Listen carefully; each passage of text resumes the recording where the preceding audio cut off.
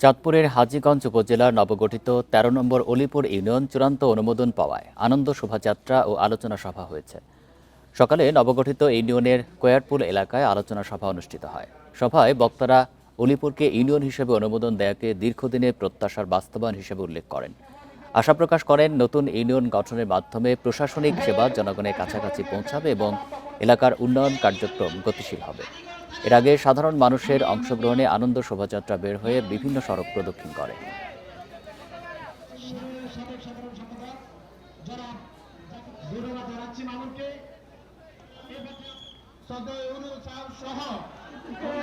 মাননীয় সংসদ সদস্যের কাছে আবেদন করে ওরা ৪ নম্বর ছেড়ে আসতে চায় নাই।